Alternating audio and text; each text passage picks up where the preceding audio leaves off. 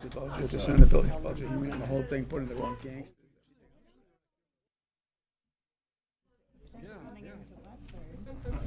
So, I mean, If you don't stop this, it's gonna take over I the know whole somebody place. who said, Megan actually said that she thought.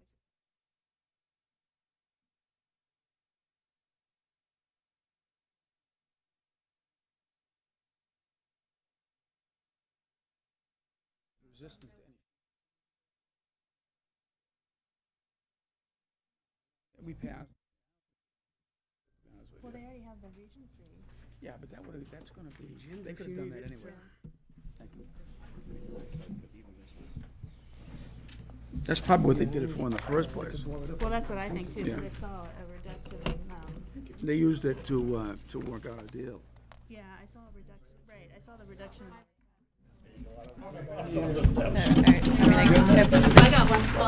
There's so many extra here. Okay, so, no gavel tonight, so we'll have to yell.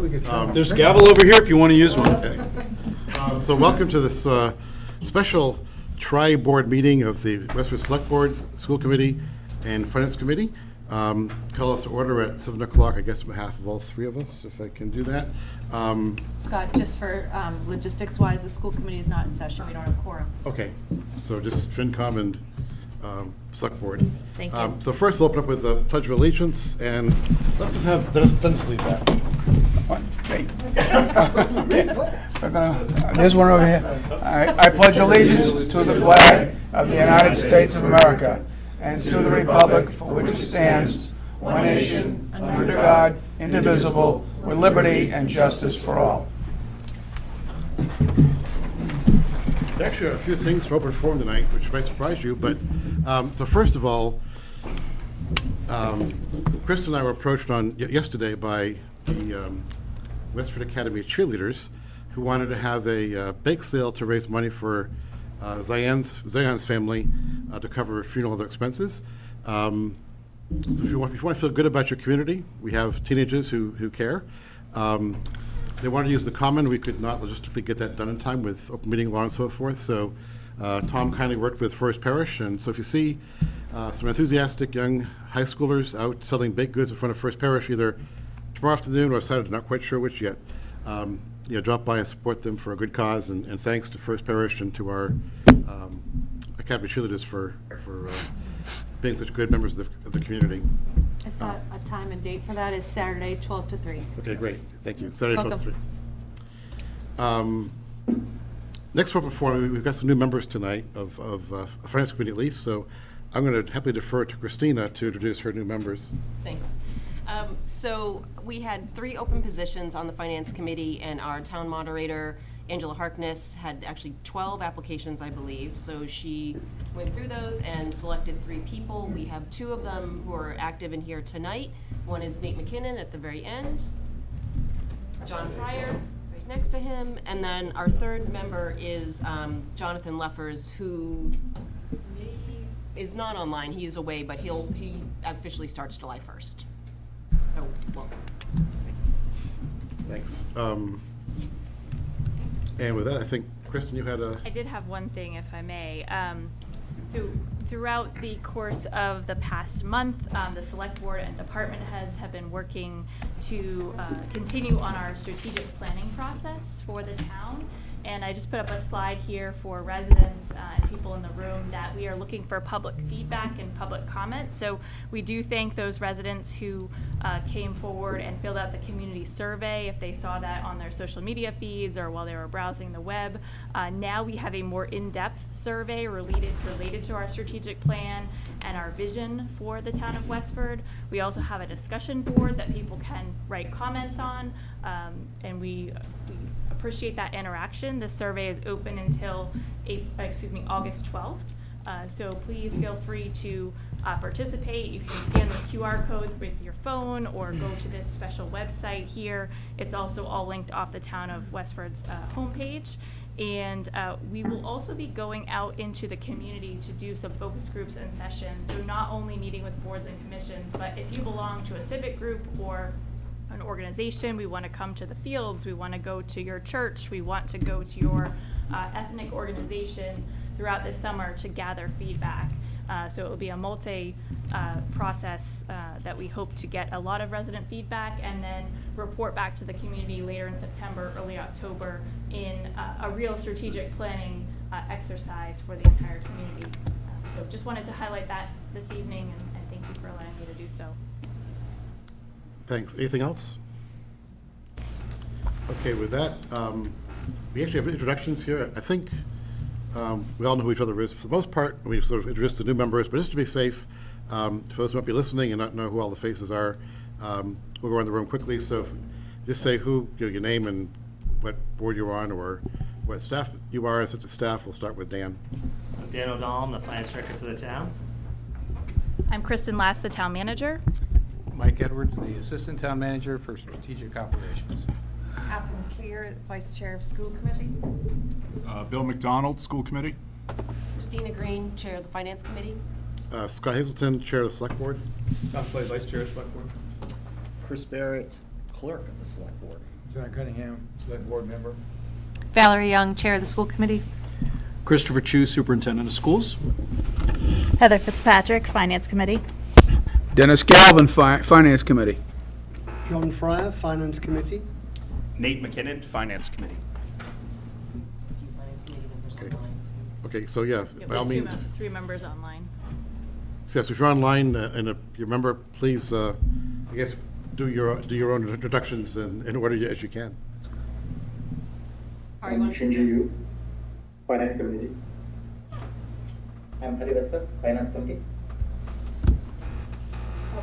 Finance Committee. Okay, I think that's everybody. So this is the first of hopefully many, well, several quarterly meetings of this joint boards to discuss budget efficiencies in the coming year or coming years as the case may be. And tonight is really more of a kind of catch up, get started meeting, so a refresher of where we are in terms of recommendations from the Budget Task Force, which is sort of our action document. And then from there, we'll look at where we have made progress in the past couple of months already, and then talk about what our next targets might be in terms of low-hanging fruit or larger money buckets to look at. So that'll be the discussion phase once we get to item 7. But for the first part, a refresher of the task force summary, task force report summary, if Kristen and Dan want to cover that. Yep, and Dr. Chu can weigh in as well.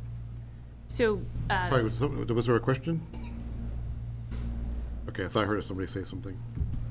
thank you. So, as many of you are aware, but for the new members who were not on the boards and committees when we kicked this off, or for anyone watching, in May of 2023, the Select Board issued a charge and appointed a budget task force for the town of Westford.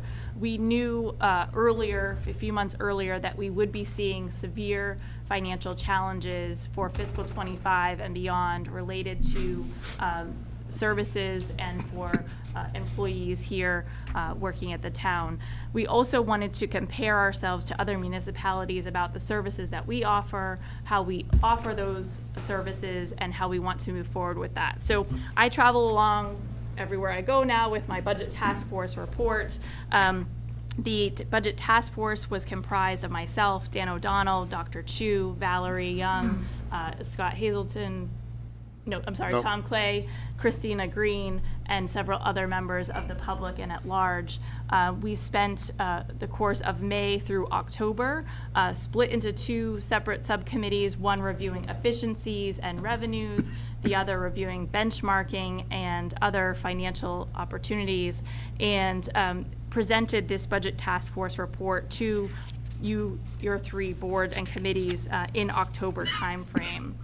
We broke up the report into the community profile, so what is Westford, what are we comprised of, our land area, our population, our history, what was the current state of the budget, how do we benchmark ourselves against other communities? We did use 2 different benchmarking cohorts, one for the town and one for the schools, based upon the traditional cohorts as well as the DESI or the DART Plus. We looked at our upcoming budget challenges, which we'll go forward, I'll talk about in a little bit.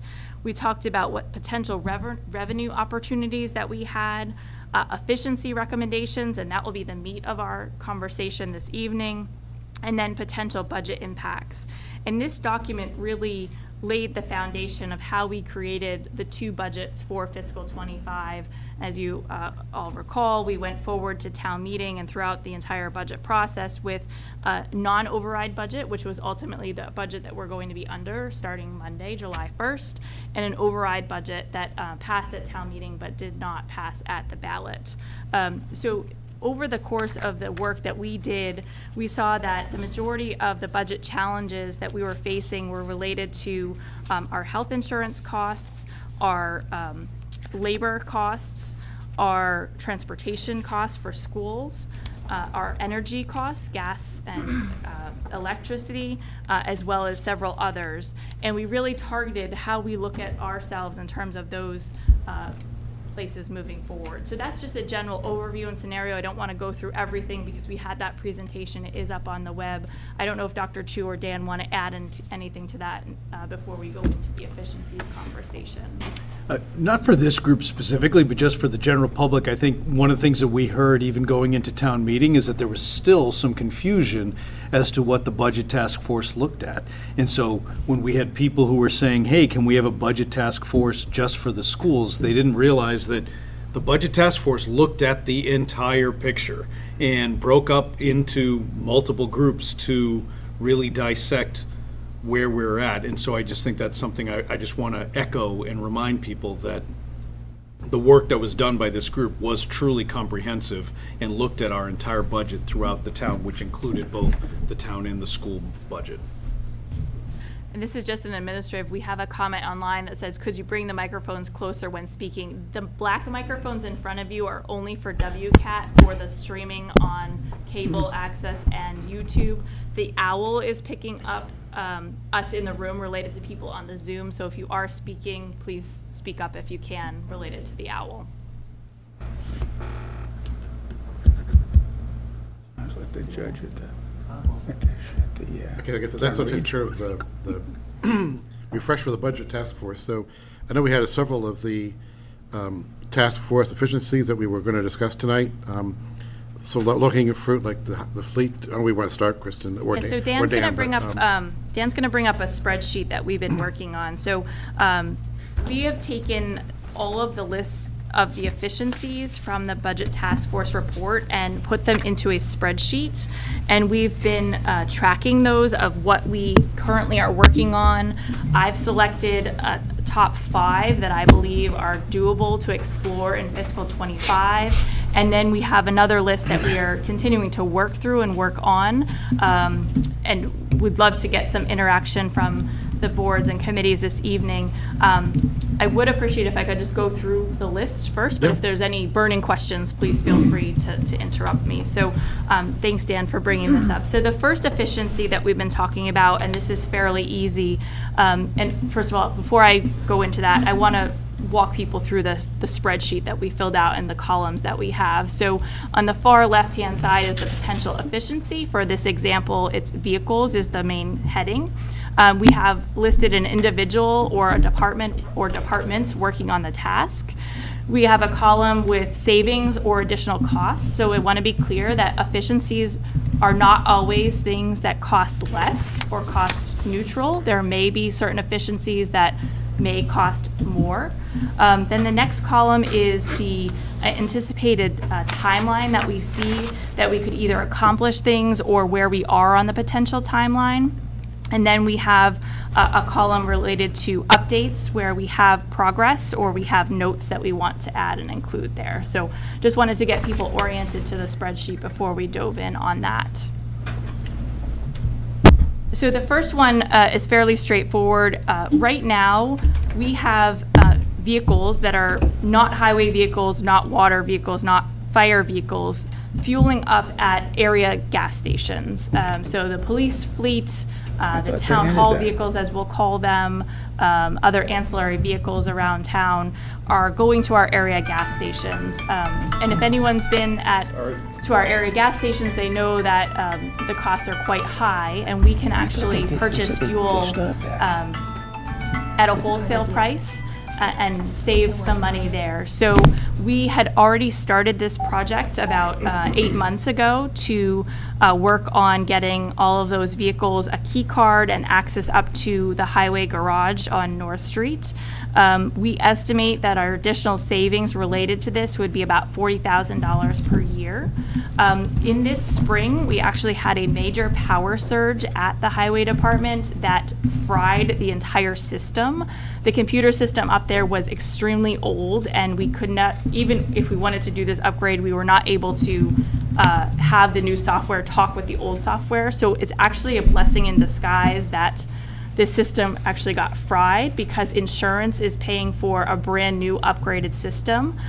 So we will be able to have a lot more data up there when our vehicles are fueling. We'll be running it through what departments they are, the mileage, and all of that. So again, we are first anticipating about a $40,000 a year estimate. I think by December, we'll be able to see some trends that we'll be able to present when we present the budget for fiscal '26. So that will be live August 1st. We've been made aware of it. At first, it was July 1st. There's been a few challenges with getting the software uploaded, but we are on target and firm for an August 1st deadline there. There will be availability in emergencies for our vehicles to fuel at area gas stations, but we are having a policy put in place that if at first you must go to the highway garage to fuel. The next option is exploring options for pay-as-you-throw or variable rate pricing for solid waste. This would be a multi-year approach, but I think we're well underway with year one. So as many of you are aware, on July 1st, so which is Monday, we will be switching solid waste and recycling haulers from Acme Waste, which was our solid waste hauler, and Waste Management, who was our recycling hauler, to E.L. Harvey. So they will be picking up both trash and recycling. Through our work with the Select Board and contracting with E.L. Harvey, we are making it firm that residents are allowed to dispose of 96 gallons of solid waste or trash per week. Right now, there is a policy related to that, but our hauler, Acme Waste, was not always adhering to that policy. So we do see that over the course of the next few weeks, Harvey will be tagging those households that do have over 96 gallons of solid waste and just informing them at first. And then if it's a repeat offender, we would be issuing fines for that. We are also allowing our residents to throw away one bulky waste item, 50 pounds or less per week. The Select Board have implemented that they are raising the bulk waste fees from $5 per item to $15 per item. We have received a lot of comments that, oh my gosh, I can't believe you're raising it from $5 to $15. It has been $5 for more than 30 years is my understanding. So if you go to the grocery store, you know that a gallon of milk has increased, that a carton of eggs has increased, a gallon of fuel has increased, your electric bill has increased. So we feel that $15 a week for a bulk waste item, 50 pounds or less, is more than reasonable.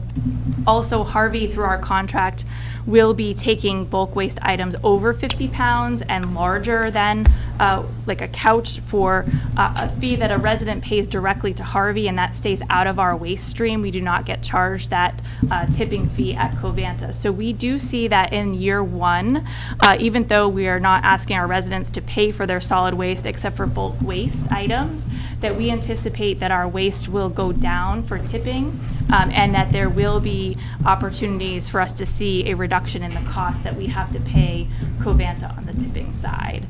We do want to explore with the Select Board and the FinCom, the school committee may want to weigh in, but it's really not a school committee item, just options in the future related to transitioning to some sort of pay-as-you-throw or variable rate system related to solid waste, and noting that recycling would remain a free option for our residents there. Kristen, just a quick question. Do we have any feel for, I mean, anecdotally, if you drive around town in June, people were taking advantage of the fact that there's a ticking clock here.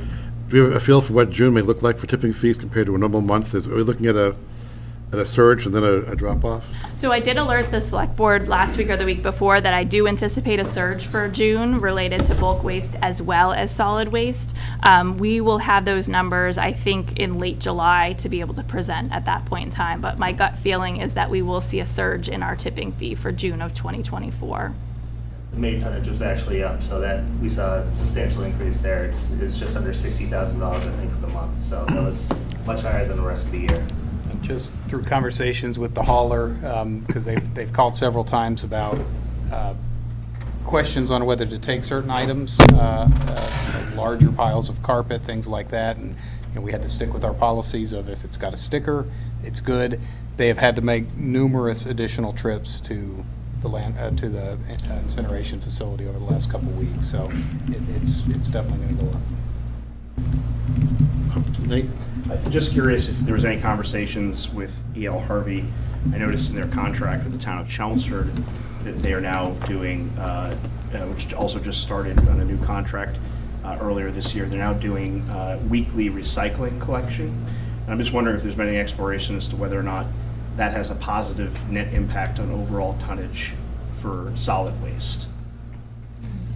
That hasn't been something that we've looked at. Right now, we're kind of working with the volumes that we have on a household basis, and we feel what we had before, although we had performance issues with the current contractor, where we're collecting a fairly high amount of recyclables within the limits that we have for a biweekly collection. So we'll look at that as we move forward. The hope is that with the volume limitations and with the changes in bulk waste that we'll see an increase in recycling. If we need to look at increasing the frequency, that's something we can certainly do in future years of the contract. But right now, based on what we have, biweekly seems to work. Sorry to interrupt. No, that's okay. That's great. Tom? So I'm wondering, do you want to go through everything and then come back for questions, or do you want to talk about each topic? I mean, if independently? it's two quick questions like this, we're happy to take it. If it's a longer discussion that everyone wants to participate in, we should probably write it down and table it for the end, if that's okay. Okay. I guess just a reminder for the public, if they're just joining this process, that and they can read it in the Budget Task Force if they've got the energy. But Westford is relatively rare in there's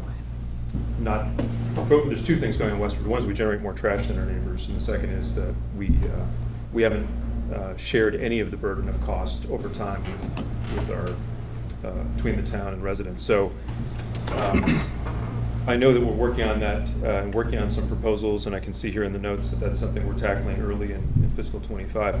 Do you think by the next quarterly meeting we'll have gone through the process of generating some options, discussing with select board, so we'll be able to talk about sort of specifics? Because there's, of the $2 million in the trash budget, there's options that would share the responsibility between residents and town in a bunch of different ways. And so I'm just wondering when we expect to be able to get into details of that. I think it's going to be at least another 6 months. We want to see some of the data that we're getting out of this new contract as well. I do want to have something to bring to the select board before I present the fiscal 26 budget, but I'm not confident that it will be before our next quarterly meeting with this group. Okay, well, it's a major source of opportunity, so amongst the many priorities that we have, I hope we can get to it, because it's a big community conversation to have.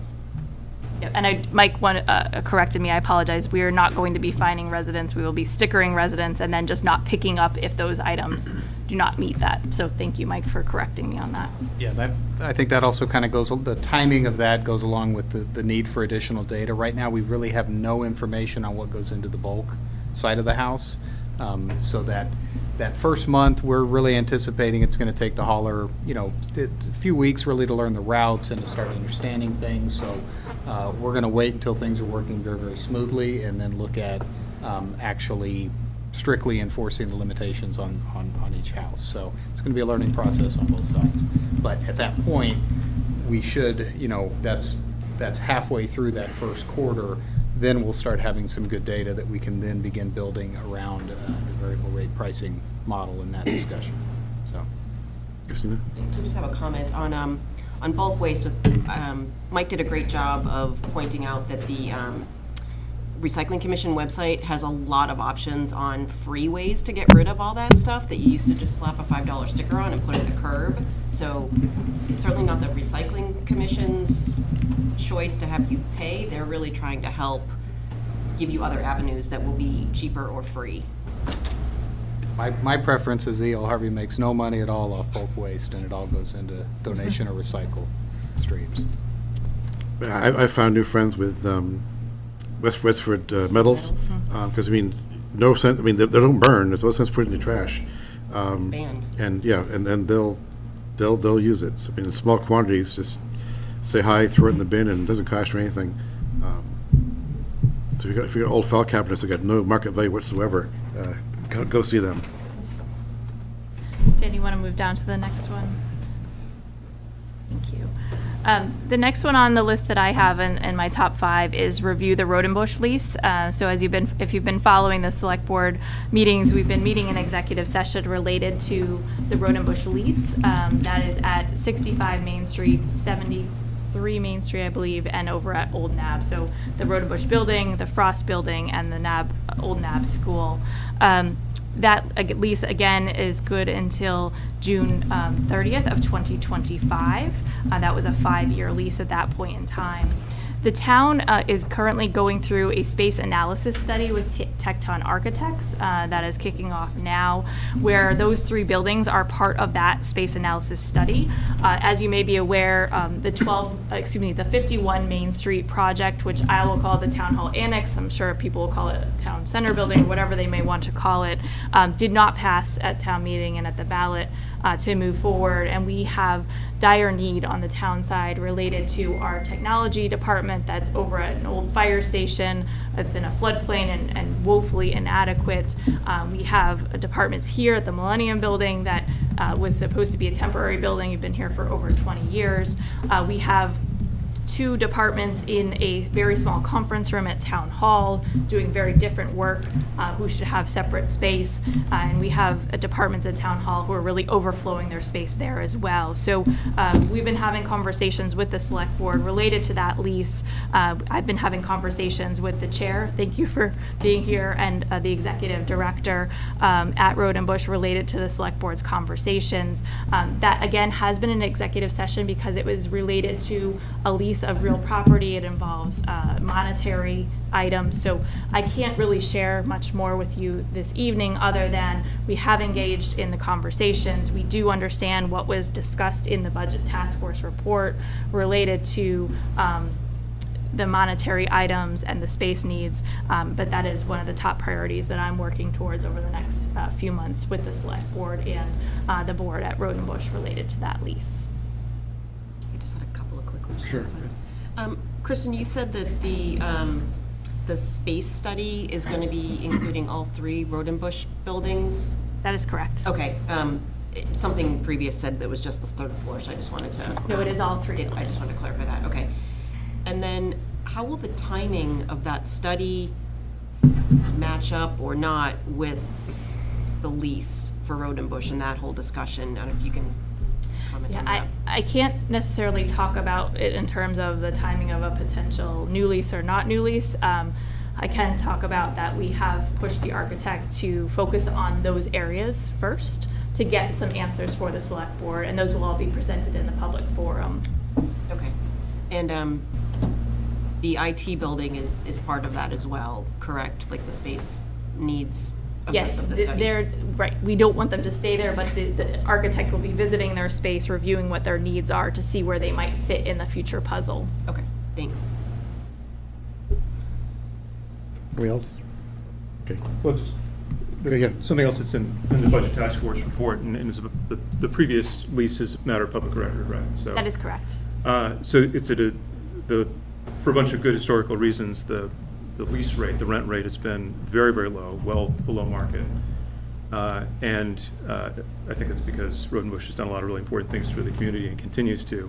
But if we're going to face difficult constraints in time and budget, it makes a lot of sense to have the conversation also include what kind of subsidy we're going to be able to provide over time in terms of lease rate. So that's part of the conversation. Also, I hope that the space utilization will broaden out And we can really look at creative ways to use all the space. I mean, ideally, we'd love to continue all the programming and find clever ways to meet our daytime business hour needs and our after-hour needs. So I know we're hoping to have that broad community conversation around what's the right balance point for us now, both financially and in terms of use of space, and trying to preserve as many services as we can. So that's the other piece of this is it's space utilization, it's allocation of effectively a subsidy, where does that belong in our planning, and then a real hope that we can be creative around space use town-wide, so we're not giving things up, we're finding clever ways to do things in a different way. Can you just clarify what you mean by the subsidy? Well, the rent rate is very, very low, well below market rate for the rent. And so, in effect, if the town is agreeing to rent out space for, recreational Right. use of any kind to a third party, there's the market rate of what someone would pay if they're getting Okay, space I just in want to their make sure, place. I got it. Yeah, and then there's what we're renting, and it's, it's substantially lower. So I would follow on with that perhaps there needs to be more of a policy of the small dollars we do get in from them, that they get incorporated into our budget as a reduction, which I think we've just started doing a small amount, but hasn't been done for a number of years. Are you talking about where the income Yep. related to the lease shows up in the budget? Right. So not only do you subsidize by creating a below market value, you further subsidize because you don't even apply or have not consistently applied what you do get as a reduction in Because it goes to expenses. free cash. It goes into a revolving fund that gets approved every year, and the purpose of the fund is to maintain the 3 buildings. Okay. But this year, as Heather was saying, we did apply some of that balance to offset the debt service payment. Yeah, okay. There Thank should you. be continued use of, so you're not More double financial- subsidizing. Yeah, more financial transparency Yes. and more progress. Okay, Yes. got it. And I had just had one other thing. I understand your space utilization study does not include their space utilization study, and there's a lot going on there, and I don't know, does the timing line up at all on any of that? So our architect has received the school's space utilization study, so we do anticipate them to at least provide a cursory review, and we'll have conversations related to that. Okay. So it is not done in a vacuum. They are fully aware of that study. Okay. I think we're done. And I just want to be, so there are comments coming from the public online. I'm going to hold those until the end because I think that we want to get through this conversation, have the boards and committees talk, and then I can integrate that. So I don't want to discount that people are asking questions on the Zoom, but just wanted to make people aware of that as well. Are we answering their questions? No, Or is it not at this point. So, I'm sorry, when are we going to address their questions then? At the end, At the we'll end. address it. Well, let's continue. Did you have another question, Chris? Sorry. The next item that we've been looking at are related to options regarding health insurance. Many people may or may not be aware that we are partially self-insured. So in March of 2022, the town adopted the health insurance trust model, and funds were placed in that trust, and employees who belong to our health insurance program, their premiums go into that trust. So any costs related to health insurance get paid out of that trust account. There is a trust, a group of people consisting on that are included myself, Dan, John Cunningham, Christina Green sits on it as finance committee member, and then the treasurer collector, the town accountant sits on as a cursory person, HR director as well, thank you. And we've had extremely severe cases of illness over the course of the past year and a half. Our broker has reviewed us in terms of other municipalities and other groups that they maintain, and Westford is an anomaly. We're just seeing an immense amount of illness, as I said, and our claims are very high. So we've been working as a trust, and since I've been on that, to understand those claims, understand how we can communicate to our employees and their spouses or dependents on those plans about seeking other types of care, less expensive care, seeking how they can obtain prescriptions at lower costs. Over the course of the past 2 months, we've implemented Canna RX, which is mail-in prescriptions from the country of Canada, which are lower cost than prescriptions here in the U.S. We've only seen a very small decrease there. It's going to take some time to roll that out. The Select Board also has recently charged the Health Insurance Trust with reviewing other options for health insurance for our employees. It's been thrown out there, the Group Insurance Council, which is the state insurance level that some municipalities belong to, the MIA program, which is the MMA, the Mass Municipal Association insurance program. There's plan changes that we could do to our program to make some adjustments here and there. So we've been having meetings with our broker on about a monthly basis now. We used to meet quarterly as a health insurance trust to review these options. They've run some scenarios for us, and we are going to be meeting more frequently throughout July and August to understand how we want to address health insurance. If you've read the health insurance, the Budget Task Force report and followed this through the budget process, we were asked by our broker to increase rates by 22% for this round, and the Health Insurance Trust made the decision to increase rates by 15%. So that means that our employees are paying 15% more on their premium, and we're putting in 15% more through other resources for our Health Insurance Trust. So this is very complicated. It's a space that there are a lot of intricacies, and we are devoted to bringing forward a plan in August, because our renewal is late October, so we want to see, do we stay the course of we're going now? Our claims are not getting any better, to be honest. May was not a good month. Do we change our plan design and stay with Blue Cross Blue Shield and our broker hub, or do we go to one of these other programs where we don't really have as much control, but there might be other plan designs? So again, the cost savings is not defined at this point in time.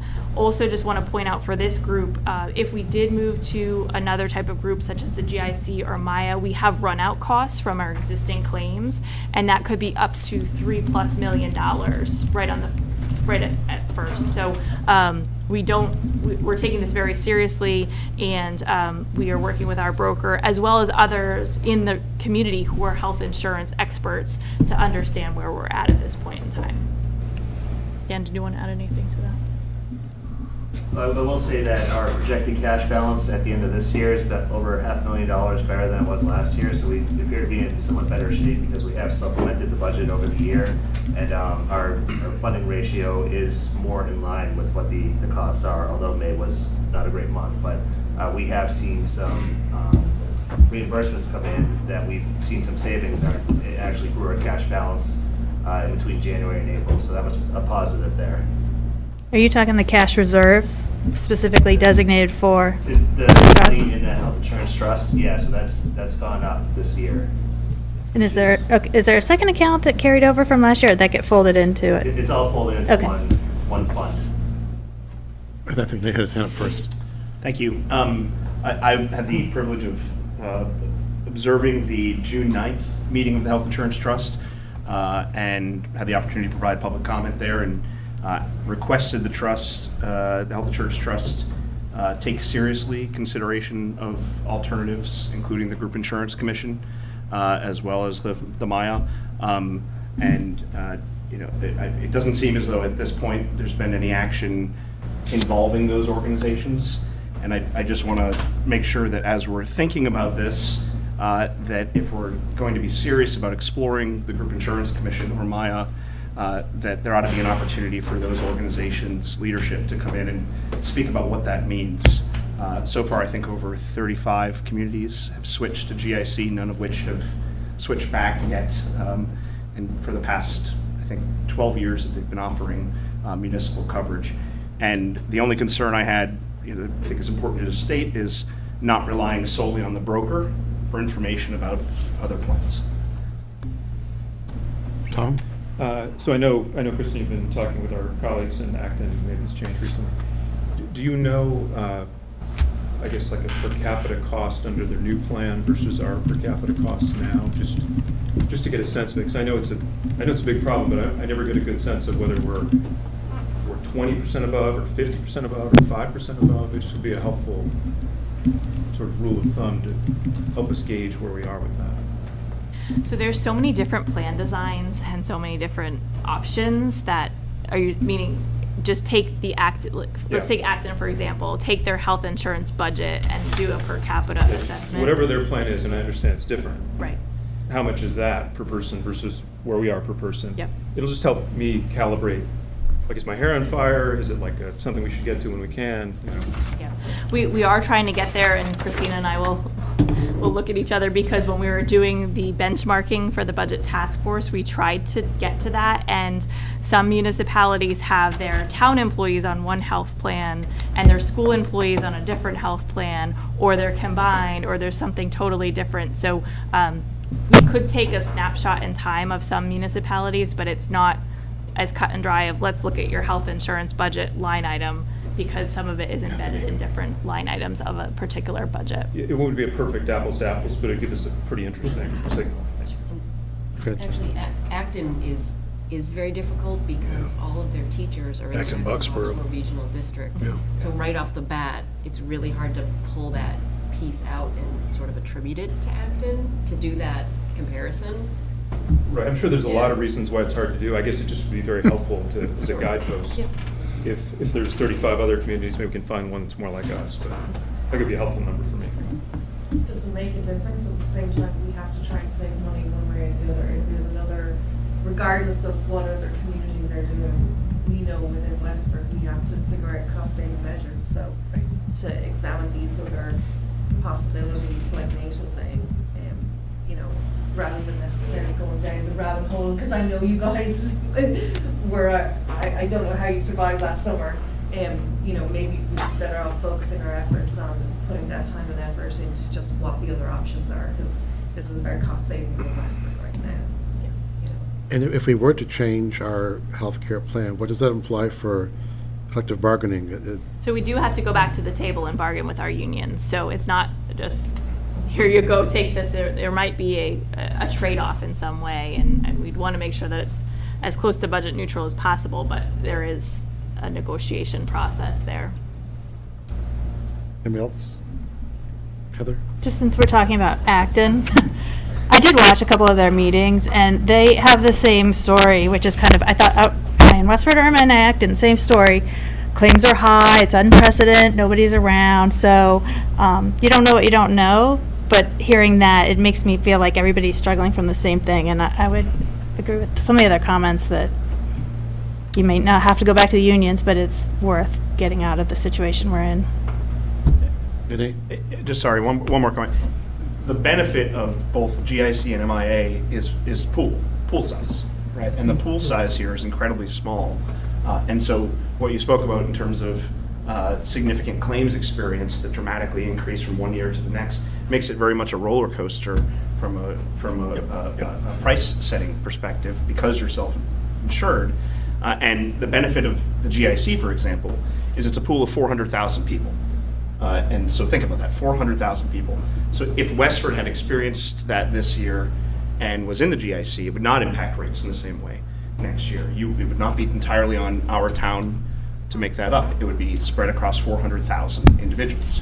And that's where I think there's potentially much bigger savings in the long term, is in the stability of much larger pool from a health insurance perspective. Okay, I think we can move along, Kristen. All right. Great. The next one is recreation. We've had many conversations, both in the budget public hearings as well as offline, that currently our recreation department is being subsidized through the general fund.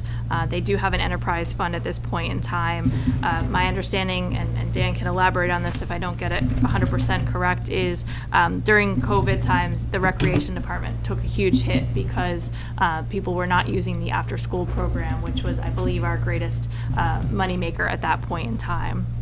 That's correct. So basically, we had to shut down the program and furlough the employees at that point. Prior to COVID, they were earning over $1 million per year in the after-school program. That dropped, but has been steadily rising. We're in the 600s this year, up from 550 last year, and we don't have the last receipts in for the month, but we'll be working on that analysis too in the coming months, because I believe the coming weeks, because the Rec Commission has a meeting coming up on the 15th, which we want to provide updated information. So I'll just make one or two more comments that related to that. So Dan has been working with the recreation director on multiple models related to all of the programs that the recreation department runs. Again, after school program being the largest moneymaker at this point in time. We're modeling rates and fees. We're modeling how we benchmark to other like-minded municipalities as well as other programs. Westford is very unique that we have several other programs in town that are privately run that offer the same type of services. And we're also working with the Recreation Department and the Parks and Recreation Commission on a more detailed rate setting schedule, a calendar for every year that they follow, that we look at the rates at this point in the year, we set the rates for fall at this point in the year, we implement those rates, and then we do it again. So Dan and Michelle have worked very closely together. We're waiting for the year end to close tomorrow so we can have a full year's worth of data for fiscal 24 and model that and then bring that to the Parks and Recreation Commission meeting on July 15th. I'd just like Dan to speak a little bit to the subsidy as well as the other sources of funding that we pay out for the recreation. You pay part of my salary, part of your salary, other things. Can you just explain how that works to the public and to the boards? Sure. So for all of our enterprises, we charge what are called direct and indirect costs as part of the enterprise. So they do pay like town staff, like Kristen for her time, me for my time, payroll, accounting, the audit, any insurance for their properties that they have. And then there are more direct costs like that, the health insurance, the retirement assessment, small life insurance portion, and anything like that that applies to the actual enterprise. So the difficult part with this is that most of those are sunk costs. Like, we're not going to reduce, say, our payroll salary just because recreation's not there anymore. We still need the payroll person, so they're mostly sunk costs. And like our retirement assessment, which is one of the larger pieces, which is 6 figures, we're still going to be assessed that for the next several years, even if we don't have a recreation department. So it's things like that to factor in. That right now, where our subsidy for FY25 is about $35,000 to the general fund budget. If we were to back out all just the recreation enterprise, it would have a negative budget impact at this point. So we're running really close to breaking even, which is great.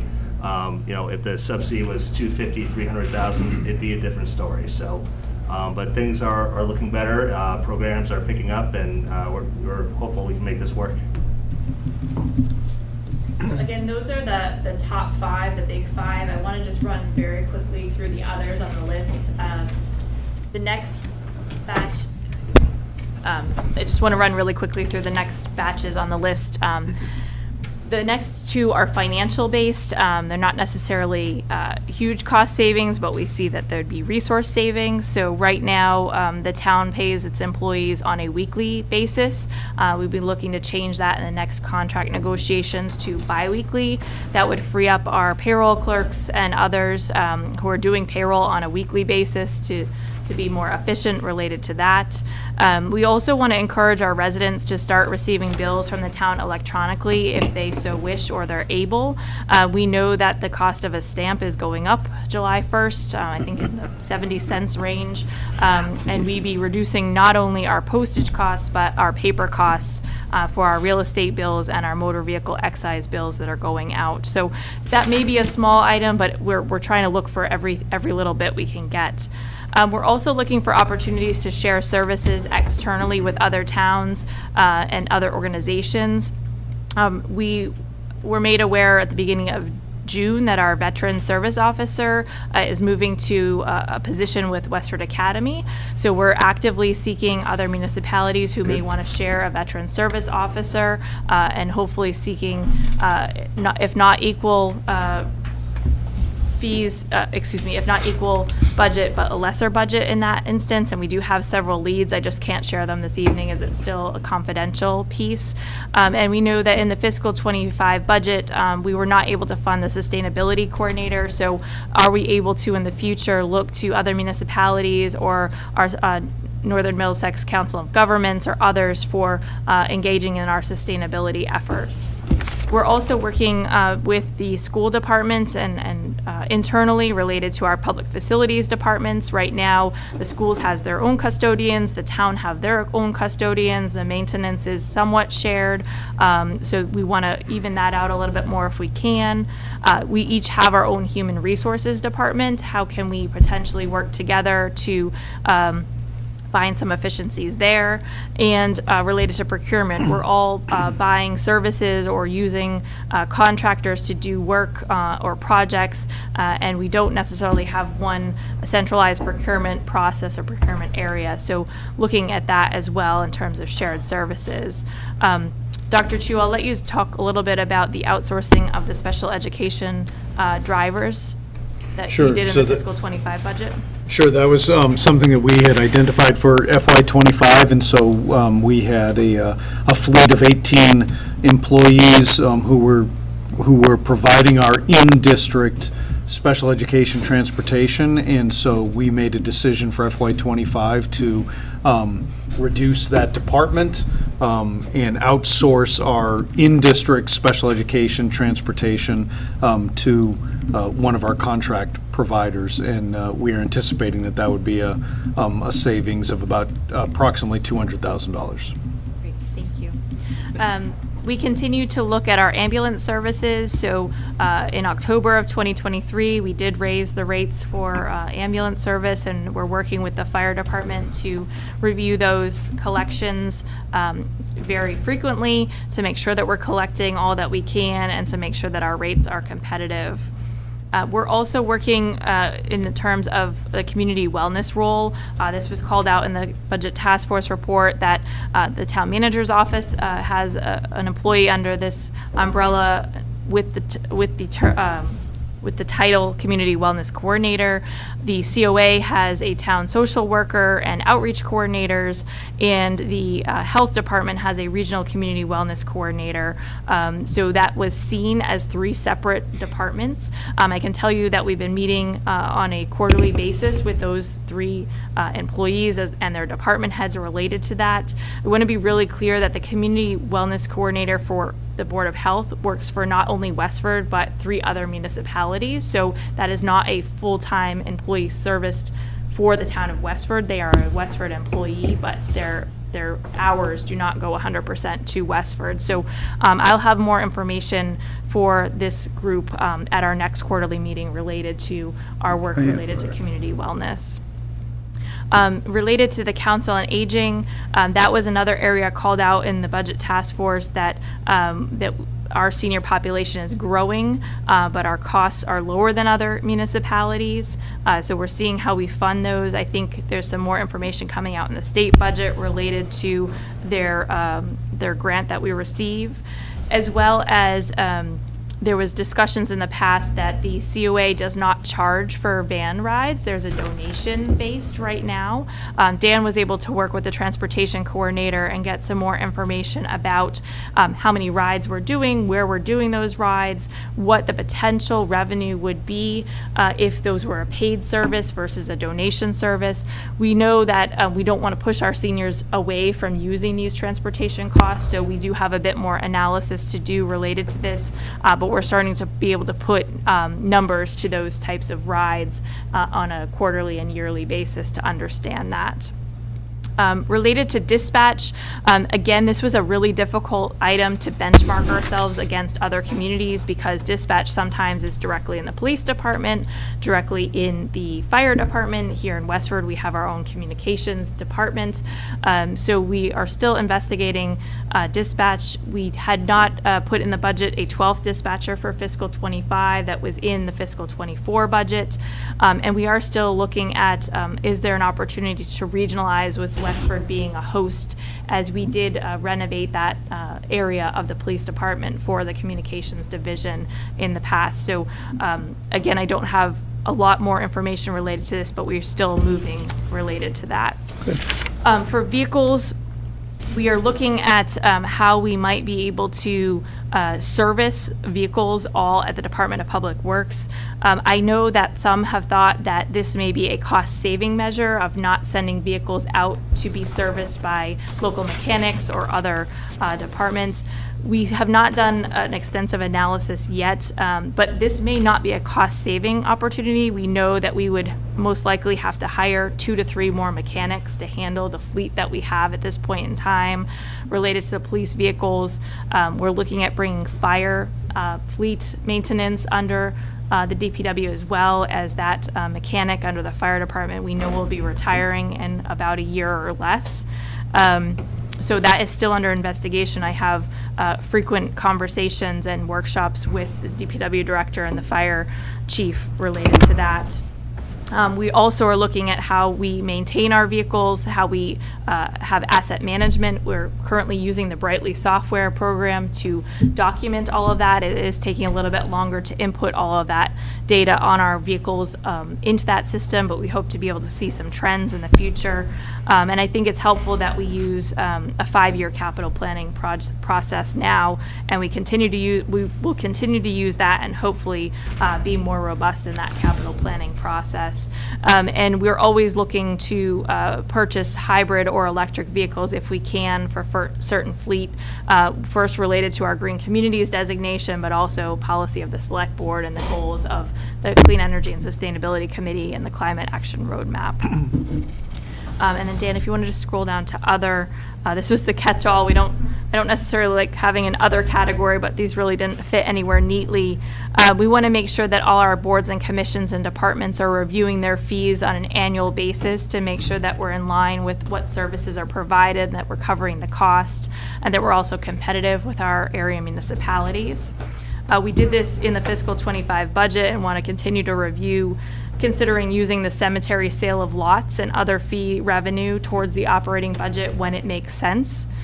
We want to pursue solar installations by others, perhaps, who would pay the town for the leases and power purchase agreements. And we want to strive for a more systematic approach to applying for and managing grants. 2 of the things that are not on the list, as I think there's quasi, are they efficiencies or are they not efficiencies, that I just wanted to touch on really closely this evening, is where are we in terms of the economic development consultant that the Select Board issued ARPA funding for, and the Economic Development Committee has been pushing for. The Select Board on Tuesday night authorized us to enter into a contract with Trost. They're an economic development firm out of Carlisle, so very local, who will be engaging with us starting in July. And I see that more of how could we develop revenue as well as continuity related to economic development in Westford. They may teach us how to be a little bit more efficient with permitting and things like that, but I see it more as a revenue draw. And the other item that is not on this list is the investment grade audit. So Amoresco was authorized to prepare an investment grade audit of our town buildings related to energy efficiency and potential projects that could be either cost neutral, cost savings. Some would be more cost than others, related to projects for lighting or insulation or retrofitting buildings for solar. And we're still in the process of reviewing that draft document that came out in April. We have a consultant who gave us comments on that last week. The Clean Energy Committee is reviewing those comments now, and we hope to have something before the Select Board in the summer related to that. But I don't have a lot of confidence that those measures will bring efficiencies to the town. I still want to explore that more. I don't want to write it off completely, but there's nothing I can report at this time related to that. So that is the update we wanted to give this evening. Again, this is our first meeting. It's kind of our first time exploring all of this together. So I know there's a lot here. I don't anticipate us getting all into the nitty-gritty on this tonight, but Scott, I'll turn it back over to you. And again, there are several comments online, but whenever you're ready to get to them, we will. I guess, well, this is sort of the discussion point, so I guess first, if anybody in the room has any, we've been sort of asking questions as we went along with. One question. Dennis, I think you Just one question. On the economic development side, what's the status with Red Hat right now? So Red Hat is not renewing their lease as of May of 2025, so they're still paying their lease right now. Thank you. Heather, you raising your hand? I'm going to change my order based on Dennis's. When you talked about economic development, did you also, is that commercial health to kind of maybe take some of the burden of the real estate tax and kind of shift it back commercially? I know I know that we recently had a big shift to residential. That's a big Or is that more some kind of revenue generating opportunity from another standpoint? So I'm going to try to answer the question. If I go off what you weren't asking, please interrupt me. So when the assessor came to the select board in November for the tax classification hearing, we currently are a municipality that has 90% residential tax base and 10% commercial tax base. So one of the goals of the Economic Development Committee, the Select Board, and us through our Economic Development Consultant would to be bringing in more of a business base to the town of Westford so that we can go more onto the 80-20 side. I don't know if we'll ever get to 80 based upon some of the constraints that we have, but we want to bring more businesses into Westford or grow the businesses that we have to hopefully flatten out that a little bit. The other thing that the assessor brought forward was that the rates for residential real estate, the values were increasing so much more for residential real estate than they were for commercial real estate. So some commercial taxpayers were seeing a decrease in their tax bill, and some residential payers were seeing an increase in their residential bill. That's based upon the valuation of the land and the property on the land. Okay, nope, that's helpful. Okay, so the first thing, or all I'm going to say is, I know that we've all looked at the task force document, and it's got a lot of great information on it, but I don't want to be limited to what's in the four corners of that document. I've heard from residents myself, both residents that work outside of the town and that work within the town and within the schools, who have had great ideas for how to, or at least a suggestion on something we might look at. So I don't know, especially if somebody works for the town or the schools, if they'd be willing to come forward, if there's a way to make an anonymous suggestion box or something to that effect. A lot of these people have way more knowledgeable, are more knowledgeable in certain areas. So that's my first thing, which leads to, I did meet with a member of the community about the busing and bringing that in-house. And initially, I am more of the mindset, push it out, let a third party run it. But it seemed fairly logical, and I would encourage somebody to go through that has more knowledge to maybe point some holes in the busing. Because, like I said, I did run it by somebody I know that works with the bus company and verified rates and hours, and it could be a potential to save some money within the schools. I would say no one has presented anything like that to me, so if somebody's presented that to you, that's an interesting. I think there was an email that came out, maybe you weren't on it. Yeah, today. I've not seen any presentation about that. I know it's something, even when we were looking at the electrification of our fleet, it's something that we've been looking at to figure out what would be possible, based on the priorities of the town to try to, energy savings and basically going electric. We have looked at that, and we've looked at whether that would be feasible or not, and what we looked at in terms of the electrification of a fleet, it was not feasible, but I'd be happy to look at it. It's not an electrified fleet, sorry, Well, this is right. Unfortunately, then it would also not fit with what I think some of the goals that the community has also already expressed, but we could look at it. Right, and I did discuss that, and we're not electrified now. Sure. So that was, a good argument for it.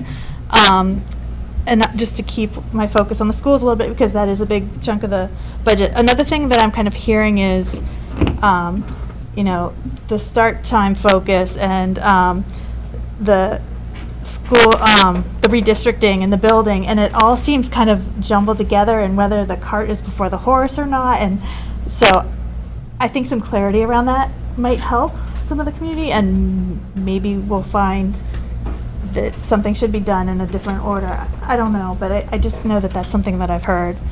And then lastly, I'm just gonna, back to those Acton meetings I was watching, their cruisers do fall under capital.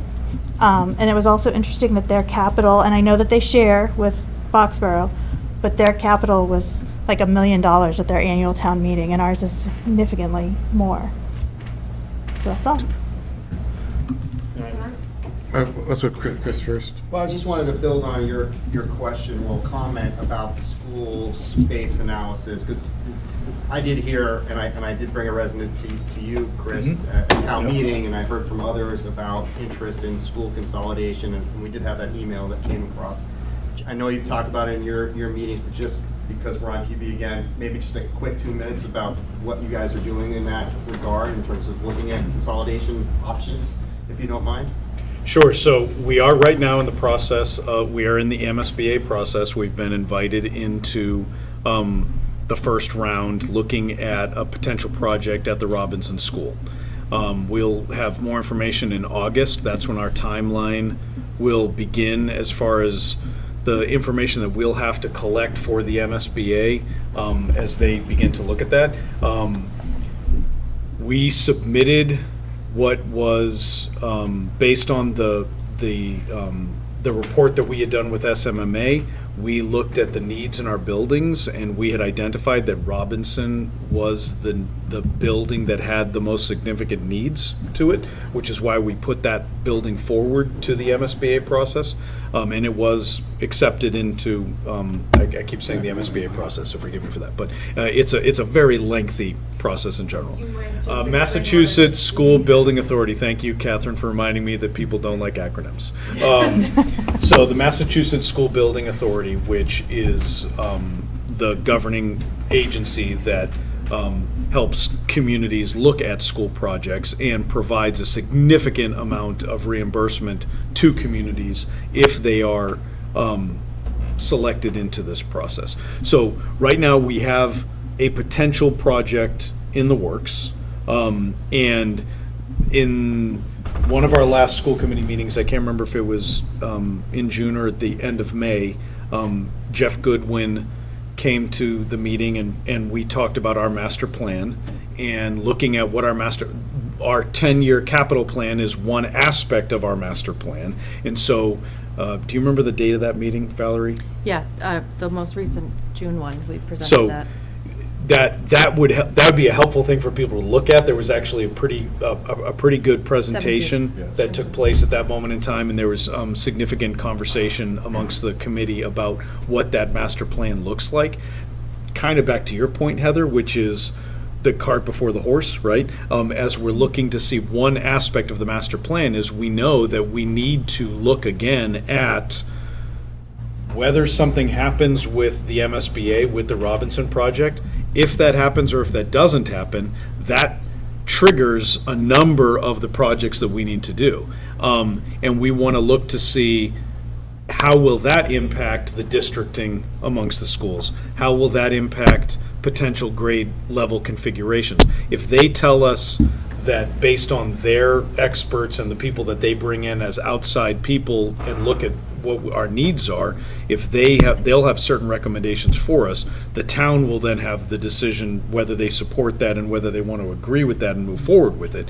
But that would be telling us whether or not are we going to reduce one of our elementary schools, are we going to take two schools, the Abbott School and the Robinson School potentially, and consolidate into a new building. And if we were to do something like that, that would then mean we would have to use the other buildings in a different manner. So we would have to redistrict there. So some of that is waiting for August, and as we lead up to the October town meeting, we'll have more information there as to where we are in that process.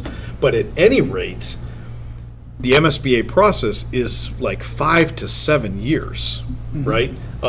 At least, I think I was working with Dan when we were talking about if we were allowed to continue in that process and the MSBA greenlit a project for us, it would be, I think we looked, it would be 6 to 7 years before it would be something that would actually be hitting our budget. Yeah, it'd be very far off, yeah. Is that helpful? Absolutely, very helpful. Thank you very much. Sure, thank you. So I have a question, if I may. So I'm new here, so please excuse me. So does any of the planning that we're doing, whether it's capacity for the schools or whatever it happens to be, have we looked at all at what the potential impact might be of the MBTA zoning and the units that may or may not be built? You know, benchmarking how many children may go into the schools as a result of that? You know, do these plans take any of that into account? I'll speak to that. So, Yeah. yes, the land use department, the planning board, and the management team has done extensive research and put this forth in terms of the budget for fiscal '25. We don't see any of this hitting until fiscal '27-ish at the earliest.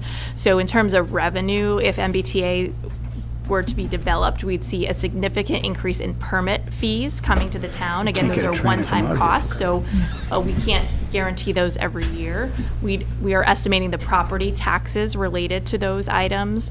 We're offsetting what the public safety costs would be related to an increase in population. If primarily apartments and townhouses and flats are built, we have data from the Westford school system as well as school systems throughout the Commonwealth that those types of multifamily units do not create the same amount of school children as the 4-bedroom colonial in a typical subdivision. So that has been run as well. And we've worked very closely with the assessor to see what those valuations would be related to that. So we're happy to share that information with you. Okay, because, you know, when I read the Budget Task Force report, if I recall, the cost per pupil in the Westford schools is $17,000. I think that's what's in the report. All right, now, presumably, if we add more children into that, that may reduce because you get some efficiencies, but it's still a substantial cost that's going to be incurred, all right, relative to the potential taxes that may be generated by anybody in there. I mean, look to that, and, you know, obviously there's the space that those children may require if there is ever a plan to close a school. Now, much though I would love us to see a closed school and save money, but, you know, is it a false economy? Is that being looked at in the long term? Well, I mean, based on what Kristen just said, I mean, they worked with the school department carefully to look at the number of students who live in the multifamily dwellings now and projected out what that would look like. And over the time, that along with what our projection enrollments are based on as well, too, it was not significant that it would be a significant increase to the population. Okay. And also because based on that, not only do they take those numbers, but then they really do a good job of looking at spreading it out over all 12 grades. Right. Right, so that they see that it's not going to hit just one spot. No, I mean, as long as it's just been. They you know, did it's just a look at question it. I They looked had. at it very carefully, and they took all that They information. historically looked at, was the Bell apartments Yep. as well, so they looked Yep. at when those new developments Yeah. came up in Westford. And what the impact has been, yeah. Pilgrim Village and Pilgrim Village, the same thing. Oh, yeah. I don't know if they afford Is that it from this group? We go online, perhaps? Could I just pop in on Heather's comment as well on the later school start times? It is something we have been working on this year. We have, the school committee made a commitment, sorry, Mike, we made a commitment to at least move forward in that capacity, you know, knowing that the MSBA and redistricting and all of that may happen down the road, but we wanted to see what could happen now. So we're in the process. We engaged with a company this year to use their software and consultants to run various scenarios. The main goal is obviously for the health and well-being of our students with the later school start time, but obviously it would be nice if we can check our efficiencies. We've run about 7 or 8 different scenarios at this point using the consultants and the data, and it's showing that for the majority of them, we would need to add 10 or 15 extra buses, so we're clearly pretty efficient with what we're doing now. Yeah. Actually, Catherine, I think, and I'm not gonna, again, we're gonna look at With a this bit more more work to deeply in do, the yeah. fall, but I think one of the big hinge points on this is moving to a 2-tier system. Right. And looking at consolidating our K to 2 and 3 to 5 routes into one tier. So, you know, combining Nab and Abbott, combining Robinson and Crisafulli, that's where we're going to realize some potential efficiency. So, I mean, that's the goal of the school committee along with the town. So, yeah. It's happening. Yeah. I mean, you know, again, there's going to be multiple steps here as we talk about, you know, collective bargaining and unions and talking with members and other stakeholders, but we're optimistic we want to move on that soon, so. Maybe a slight efficiency. Slight. Yeah. So what, okay, one more. I can wait. No, it's okay, go ahead. I'd rather wrap up all this stuff. Yep, no, all set. Okay. What do we have a line, Kristen? Is it Yep, we a do, lot? we have 12 right now, but Okay. I think some of them are comments versus questions. So I'll just go from the top of who submitted first. So I'm going to read the name and their comment, and if I can't answer it, I will ask. And then someone else did raise their hand online too, so we'll try to get to that. So Shayna Farnsworth asked for the lease. I'm assuming she means the Road and Bush lease. Will the space study include a market rate analysis of rental prices per square foot? Or if not, will that be part of the discovery process? So Shayna, the assessors have helped us with what they're seeing in terms of market rate, what they're seeing in the market in Westford, as well as other areas that they are involved in. So the next one is from James Kokis, and I apologize if I mispronounced your name. I believe the sustainability coordinator position was eliminated with the current budget. That is correct. It is not within the fiscal 25 budget. Will this reduction in the space be factored into the space analysis study? We will be discussing that with the architect next week related to growth in any employees over the next 10 years. We don't want to do the space analysis study for what we have today. We want to talk about what our needs are into the future. So I don't want to say with confidence the sustainability coordinator specifically, but we will be talking with our architect about growth in terms of town employees over the course of a 10-year period. The next question comes from the same gentleman. Are the people analyzing the insurance needs and choosing options for the town the same people that are covered by these plans? Are our neighboring towns engaged in a more cost-effective and competitive model for insurance? So the people who are analyzing the insurance needs and choosing the options, the majority of them are not on the town's health insurance. Some are. It's made up of town staff as well as several board and committee members, as we stated at the beginning. And in terms of are our neighboring towns engaged in a more cost-effective and competitive model for insurance, we are currently reviewing that for our comparable communities. Can I just chime in for a second, Please. Kristen? So the Health Insurance Trust, I would say the majority of the people are employees. So are you saying that a lot of them don't take our insurance? Right, so I know at least 2 or 3 do not take our insurance. Okay. And obviously you and John Right. do not take our insurance. So. It still seems to be at least a 50-50 split, if not more. So Do you know the actual number? I want to be clear on that. I think, I don't have everybody's deductions memorized, but close. I think maybe 3 are? Yeah. Yeah, and then the rest are not? 3 are. 3 out of the Numbers? 7. But to be clear, all but 2 are eligible for the insurance on the health insurance trust. Correct. So there's 7 members, 5 of the 7 are eligible to choose the employee insurance, whatever's put forth, if they so choose to do so, and 2 are non-town employees. Correct. The next question comes from Shayna Farnsworth. Is there a conflict of interest for the broker to be involved in the healthcare trust conversations? If we change programs, I think that the broker loses out on our contract. Is that correct? So I'll answer that in 2 parts. So our broker deals with communities that are partially self-insured, like the town of Westford. They deal with communities that are in the GIC. They deal with communities that are under Maya and others. So there may be a slight conflict, but they are involved in all of those different programs with their municipalities. Also wanted to note that the Health Insurance Trust has spoken that they want to meet without the broker offline in certain conversations and instances, so we are taking that out into consideration. The next question comes from James Kokis again. Collaboration with other towns on insurance would be potentially bring better buying power if that was possible. So noted. Shayna Farnsworth writes, it is disappointing that there's still not a better handle on the rec programs and what out of their offerings are profitable versus not, because this was brought to the rec department last summer by the budget task force. COVID was 4 years ago now. We cannot keep using that as an excuse for underperforming programs that are costing the town money. Will the data on programs be part of a future meeting so there's more transparency for Westford residents?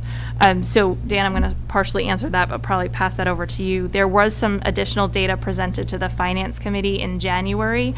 We will be presenting this data that's been asked for at the July 15th Parks and Recreation Committee.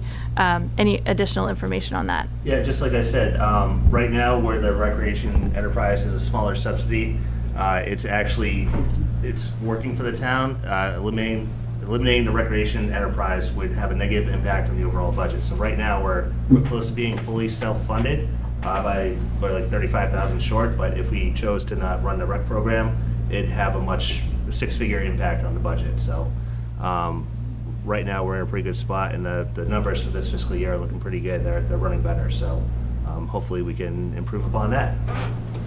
In fact, there was a day originally when we did not load all the overhead into the rec, and so I think it was Mark Costas, when he was on the select board, said, let's make this look at this as a fully loaded package. So we've sort of deliberately changed the way of viewing it in terms of, is it paying for itself all by itself, or is it paying for itself considering other town support, which kind of convolutes the problem in terms of what it's covering what in terms of making money. Just to Shane, a specific question, I think on here you're already planning to do a program. Yeah, that's what she's talking about. Yeah, so program by program review you're planning to do already, so we will see that data. Right. And just to add to that, the Park and Rec Commission and the department in this early spring did a review of the programming rates for our summer programming in order to set those rates. So there was a market analysis done and was in one of our commission meetings in which we discussed that. So it's available for people to review. And we're going to do a more comprehensive review at this meeting on the 15th for the larger budget items, the after-school program, for example. So that should be an interesting conversation. And as Kristen pointed out, this is something that we look to establish on a routine basis. This isn't a one and done. So we'll be doing this every year at regular time periods in a public forum so that there's transparency. Make a comment to that too. Chris, is there going to be a goal to have the rec enterprise take care of itself, basically, like to have the subsidy go to zero, or maybe that's a select board question, I'm not really sure, but I'll look at you for both of those. No, so just for clarity, because so I happen to be the chair of the Park and Rec Commission as well as sitting on the select board, and yes, that is a goal of the commission, is to try and close that so it is self-sustaining. It would be great if we can get there, and we believe that with some more careful analysis and thought that we can do that. Thank you for the question. Can you just remind me, how much is in the budget for next year that would be from the general fund? About 35,000. That's it in last year, and that's where you think you're going to close out this year as well? That you're going to use, you're going to use that much to supplement the 2024 year? So for next year, we're using 200,000 recreation retained earnings and then 35,000. But the budget's looking like it's going to replenish that 200,000 again, which is great. So that could be a trend we use moving forward. So it's looking pretty healthy at the moment. Can I ask, Dan, you mentioned speaking that prior to COVID, they were making up to $1 million. Was that consistent every year? Families change and enrollments change from year to year, so it was always over $800,000 in the years before. So I suppose the question is, was it being self-sufficient, regardless of what the number was, on a consistent basis? We had a subsidy for every year except for 1 year, I believe, and then the revenues dropped a bit that year. Then Okay. we had to apply some one-time funds to town Okay. meeting. We're talking 12, 13 years ago. Okay. Well, my experience with Yeah. the commission, which has been about 10 years, it's Yeah. always in that, the subsidy is always around that 100 to 200,000 mark. Mhm. So getting it down to 35,000 is a significant achievement. And if we can get it to zero, it would be awesome. So definitely a goal. Okay, I think we can move on. So Shayna says thank you. I just want to acknowledge that to the boards and commissions. Sean Stanek says, hi, has any board or committee considered raising commercial property tax? I believe in Westford is equal to residential tax, while in surrounding municipalities they pay They are about a third higher. I'm sure in the past this was a good idea to attract business. However, considering the large commercial base here, I feel the town is overlooking a good revenue opportunity. So this is discussed every October and November with the select board and the assessor at the tax classification hearing. We're only allowed to raise taxes 2.5% on the past levy plus new growth. It was discussed with the assessor and the select board that shifting the rates to charge the commercial properties more than the residential actually would not be beneficial to the town. So our goal is really to gain more commercial tax base in terms of bringing more businesses to town and bringing to allow businesses to expand in town.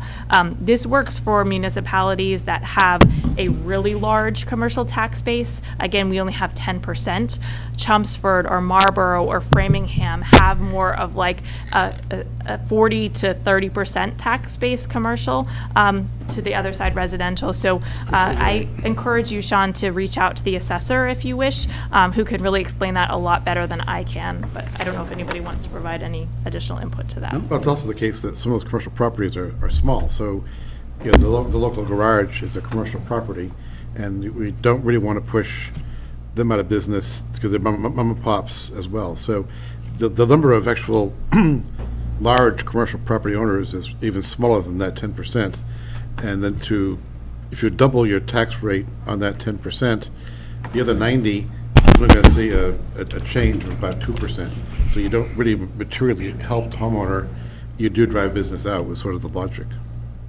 And Sean also asked if the assessor has done a deeper look into commercial versus residential assessment, the actual rates with the potential 5-year forecast of revenues.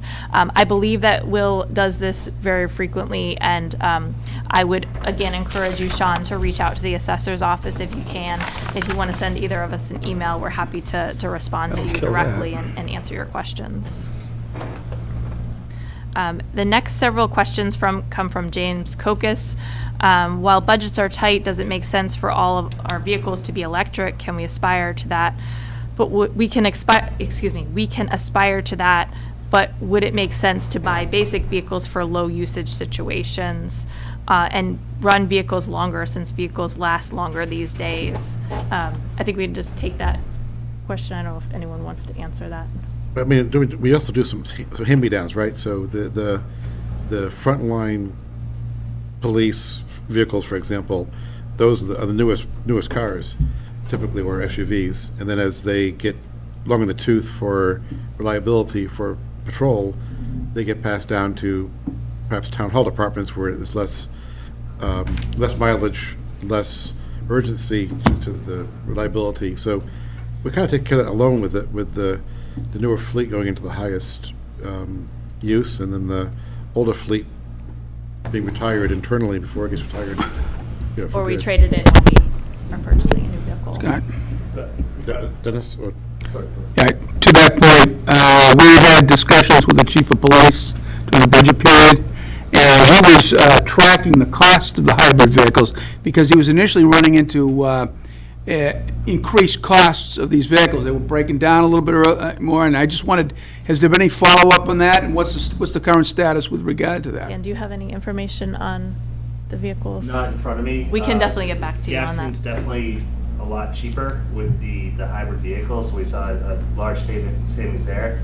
That's, of course, combined with the lower gas prices, too, but they have been more efficient, and we did lower our police gasoline budget substantially. Yeah, the key is the reliability of the vehicles. That's Right, so I don't have that data in front of me. Okay, great. I think So Christina. what I remember, Dennis, is, yes, in the beginning, they had some issues, but they were straightened out pretty early on, and they weren't having any other issues, I don't believe now. Still be good to get a read on it, see what they're doing. Okay, I guess we can move on. Okay, the next question again is from James Kokis. Are our corporate tax rates too aggressive? It's great to bring businesses here, but if they are not paying their fair share, is there a limited benefit? My understanding is that Red Hat is the only business in the town of Westford with a TIF, a tax increment financing agreement. They're in their last year, so we don't have any other corporate tax breaks for Westford businesses at this time. Oh, Dennis? Yeah, to follow up, so I get it correct, their tax agreement expires in 2024. Are they staying with us, or they're gonna leave? No, so their TIF expires in 2025, and they are leaving May of 2025. So to the Mr. Crocus's question, the big problem, and you can see it if you just grew up 110, is we have to compete with New Hampshire. So most of the businesses here are retail businesses, so they're competing with sales tax issues, and it's very difficult to stimulate that type of business, thriving business at this point. If you're down in Marlboro, it's not a problem, because you're still within the realm where it's cheaper to go there than it is to come up here. But in addition to that, we're just going to lose one of the big corporations we have. So I don't think that's the problem. I think there's something else that we need to start thinking about. Well, it's not just New Hampshire. I mean, Littleton is actually making vast improvements in their attractiveness of their commercial base too. So we used to be the most attractive destination on the Route 110, corridor. Now we got a competitor down the road. So it's more for the office space market. Littleton's more, I think, of a problem than New Hampshire is. If we could move the state line to Concord, New Hampshire, it would be great. Let's put it on the list. Yeah, fix that, Chris. Fix that one, Kristen. Totally, yeah. Heather has something. Oh, Heather. Sorry. I just want to also remind everyone that the stormwater tax has a bigger effect on, so when we talk about everybody having the same rate, they do pay more into the stormwater than the rest of us, just based on the fact that they're going to have impervious surface with parking lots. That's So, right.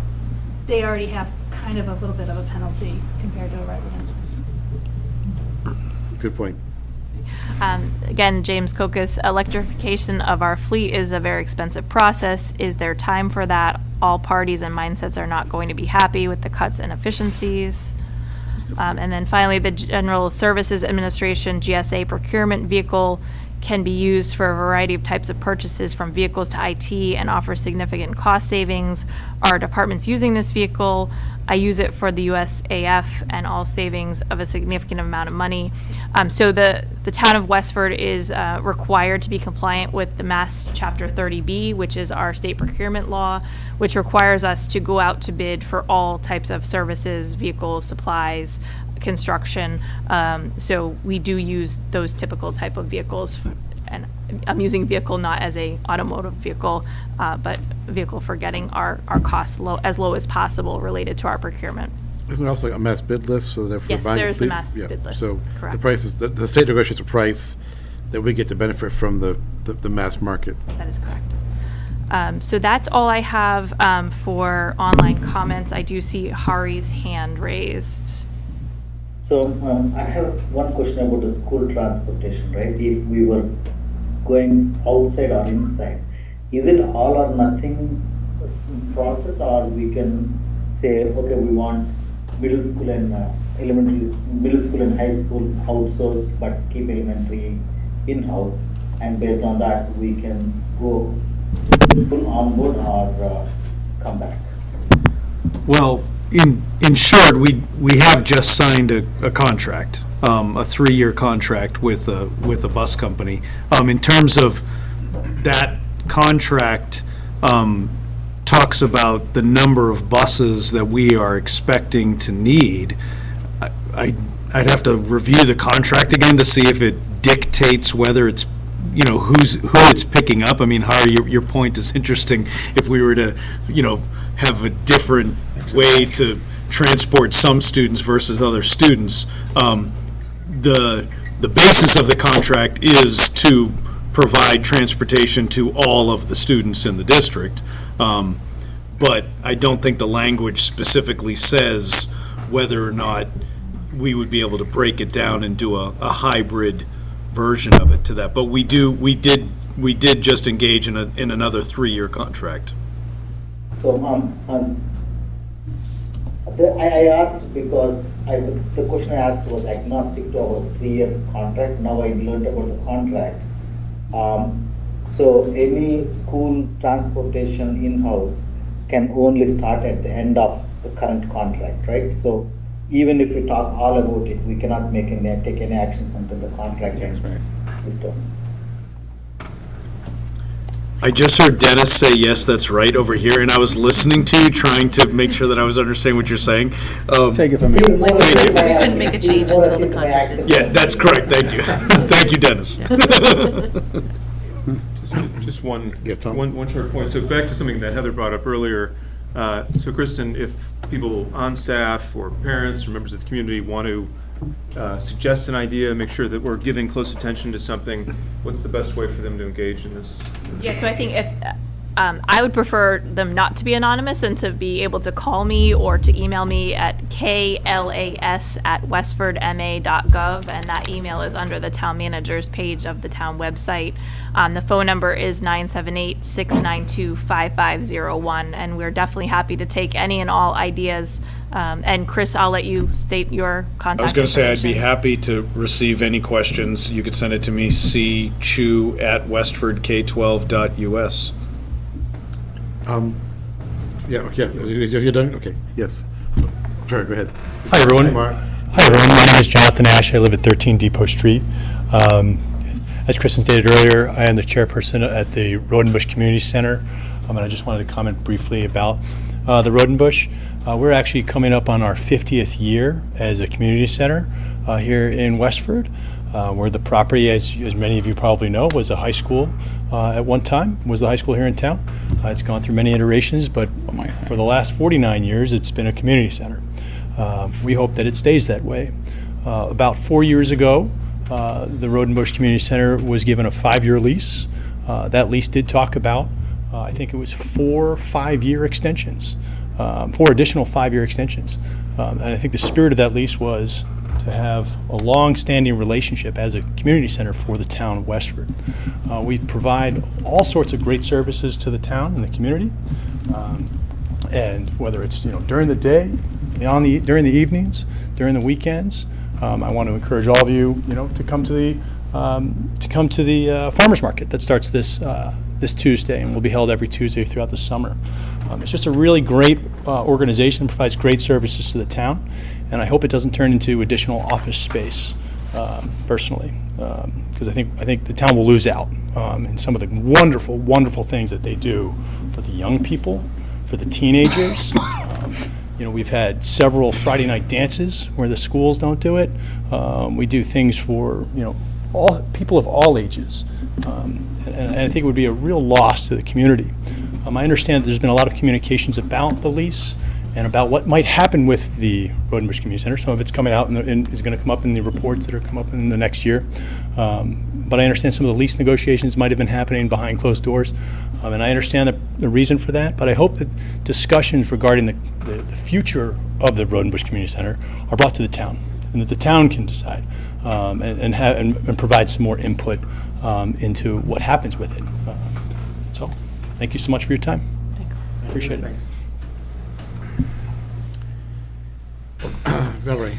Before we wrap, I guess I just wanted to center everybody, and I don't know if you have this off the top of your head, but all of us around this table worked in depth on the last several months that showed that this was not a one-year problem. I don't know on the tip of my fingers what our early deficit looks like for FY26, but I think that that's really important to keep centering all of this conversation on, because some of it's not things we necessarily want to do or are hard to do, but we're looking at another year to say what level of service does the community want to fund. And I just want to remind the community that this is the starting point for what would become the FY26 budget. All right, so the pre-year-end number that we've been using is 3.6 million as a deficit for FY26. We still don't have our final state aid. We'll have that sometime in July. Our local revenue, we'll be looking at that. We're still getting our last deposits in tomorrow. It's the deadline. And then our new growth needs to be certified, which will be probably sometime in September. So once we have all those figures, we'll have an updated, solid financial model moving forward. But our estimates are within, ballpark range. So, a few $100,000 most likely. And I just wanted to add, I think that adding that to our next, it's not just an efficiencies meeting, right? Like a lot of people in February and March were like, oh, I wish I had gotten involved sooner, or I didn't hear about this sooner, or, so I just want to make sure that it's not just about the work that we hope finds revenue or is cost savings, but also that financial model so that there's that bigger picture framing all the conversations. Right, so I guess, thinking about the next meeting, so the first, Kristen, Dan, thank you. We've got a pretty good idea I think, of where we are now and what we're looking at for the next 3 to 6 months, certainly, or beyond. But think about our next meeting, I guess, in general, as a discussion point, are we happy with what we've heard in terms of direction, or other items we might want to add or swap, or Heather? I'm going to answer that in 2 seconds. I forgot one of the things on my list, which kind of relates to the revenue in next year. I think both the town and the schools, and I think the schools are working on it to a degree, is putting some policies on some of these revolving accounts. We touched on it with Road and Bush, and we touched on it with the sale lots, but there's a lot of other revolving funds that are not one time, that get revenue every year.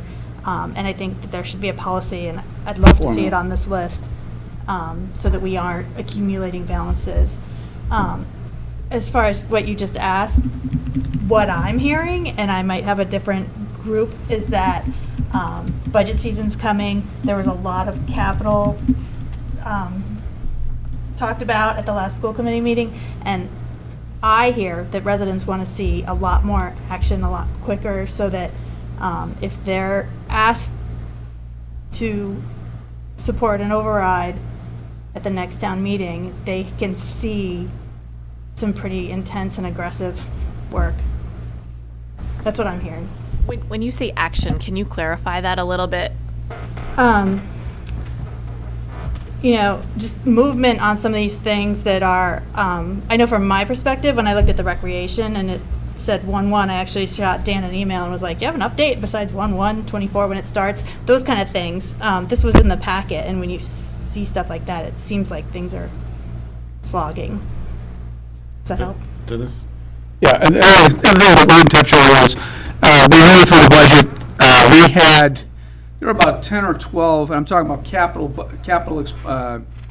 capital initiatives on the town side, and some of those can be put on hold. They don't have to all, matter of fact, we discussed that.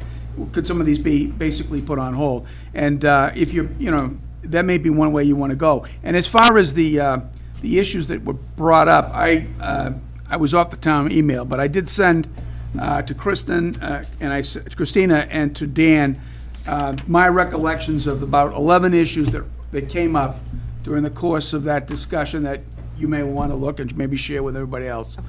So we go back and see what's going on. I'm sorry, Dennis, so these additional efficiency items? These were about 11 items that cropped up during the discussion. For example, the procurement process, you kind of addressed it a bit, but getting the vendor procurement situation stabilized, so it's a multi-year contract with fixed rates. That was part of it. We talked about, Heather just mentioned the idea of a formula. That was discussed at length about the reserve accounts at the school, having some mechanism.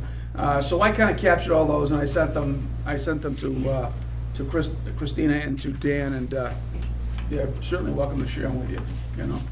I don't know, why do you not want to bring them up now? I thought we wanted to go home. I think the point of this, that's true. We do All right, want to wrap it up, but if you have, my feeling is if you have a couple of good nuggets, let's get them in play, I'll get throw them them out at and you. open. Thank you for asking.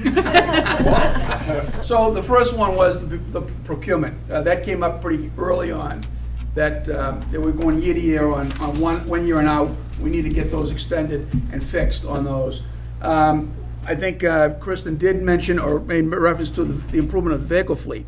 Some of the capital items were trucks coming in from the Department of Public Works, and they should be spread out over a period of time. They're like, $300,000, $250,000 pieces to change. You got to be a little bit more judicious about how that's spent. We talked about the school department's formula there, as far as she just mentioned it, about some sort of a process for turning excess money in the reserves back into the school operating budget. That was another one. You touched on the regionalization. on the public safety, and that's good. And I think long-term, that should be a kind of a focus on public safety across the board. How much of that can be regionalized? Let's see, we talked about the hybrid vehicles. I talked about there are some high staff positions in both the fire department and the police department that we think can be consolidated. And I think... Okay, who's we? Finance committee. Okay. All right, or me, all right? So, does that make it clear now? All right. Yeah, I want to be clear, yes. And there was also about the cost of living, not the cost of living, but the Council on Aging had an issue with the service it was rendering. There was a discussion about charging some sort of a minimum fee to get some sort of revenue in with regards to offsetting the cost of the fuels. Right, I So think that is on the list, though, right? It is, yes. let me think, what else we got on here? That's about it. Yeah, those are the big items. Tom? So I'm looking forward to the next meeting where sounds like we're going to have the healthcare laid out. One thing that would be, I think, interesting to the public is for these heavy hitters to move into more of the quantitative, understanding the trade-offs, looking at numbers, looking at the size of the opportunity savings phase. And I know we're on track to do that with healthcare, so thank you for doing that. And I guess the other heavy hitter that's out there is the pay-as-you-throw option. I think it's a big community discussion. We're going to be in the middle of budget season before you know it. If there's a way that we can pull that forward and just expose the range of options we're talking about, it can make a big difference, but it would be a big change for people in town. And I think more sunlight on that earlier is more likely to have that be a real mover and us feel like we really understand what the town wants. I would just like to echo that. I'm sorry. So, again, so he just gave up a whole bunch of ideas, some of which I think we're already tracking. Are we just, do we want to, I don't know how we get more ideas onto this list. Do we vote as an overall group on some of Dennis's ideas? Or just say, roll with it, Kristen, take all of what he's given you and go investigate? Like, I think if Kristen just took the recommendations and reported back to us on how she was proceeding on these, whether these were feasible or not, or whatever, that would be a good starting point. I also want to, I talked with Scott a little bit about this earlier, and I've talked with staff that this list is very long, right? So if we're trying to focus on all of them, we're not going to get anything done. So that's why I've focused on 5. If you'd like me to focus on a different 5 or 6, I think that that's possible, but I don't think that we're going to be able to move the needle if I'm going to have to focus with the staff on 10 or 15. I completely agree. But we're welcome to open any ideas and exploration. Well, I for think we have to figure out, like, how do we prioritize the list, right? Right. So I think you've given us a good list, but is this the right 5 or 6 that we should be focusing on? And what's the criteria we use to do that? Well, I mean, we know that solid waste, health insurance are the 2 biggest, right? So they're... That's an easy. That's easy. The other 3 to 4 that we add, we have a constraint on the road and bush lease. Yep. We have to make a decision point or else wait 5 years, right? So that has to come in that top 5 as well. And then, rec, I think, is a pretty small number compared to what we thought it was. So yeah, if those were the top 3 can require the other 2 size or urgency, what would be the next 2 to 3 that we'd want to focus on? Or, are some, not just that you have to focus on, but sorry, Chris, Right. if there's some that you could focus on as well, or school committee, right? So Sure. to I mean- Dennis's Yeah, point I about mean, the we're- revolving. For example. Which we've we've been been doing, which is why, that's what both Heather and Dennis are acknowledging that we've been doing it. Perfect. Yeah, We're I mean, benchmarking. I don't know what more public meetings, we can talk more about those, but Right. there are finance subcommittee meetings, school committee meetings, we've been giving updates on Should those. they, so what I'm saying is, should it be on this worksheet? And so should it be identified that we're tracking it and track it. who's tracking it? So Yeah. that the public can see that it is being tracked, somebody's working on it.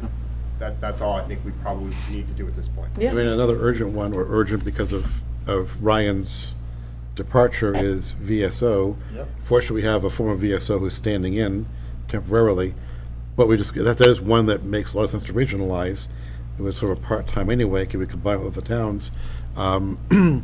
Sustainability, we're talking with NEMCOG about how can we perhaps regionalize that position. So, there is sort of this, not about safety per se, but dispatch. There is already a sort of a item on Chris's list for regionalizing some services. That is, I think, one of the 5 de facto in progress.